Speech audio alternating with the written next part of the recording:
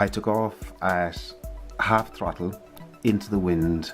Perhaps should have raised my hands a bit higher. As you can see, a gust caught it immediately and was inclined to push it back down.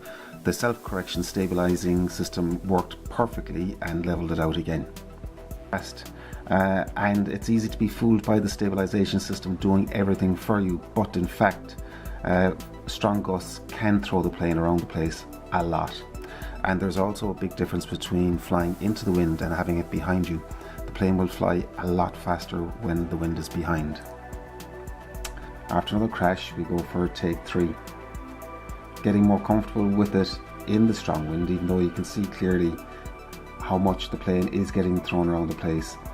It's still very easy to fly on the stabilized setting. I've switched to the acro mode, the 3G setting. Things happen a lot faster. It feels more exciting, but I'm also aware I'm running the risk of crashing very easily.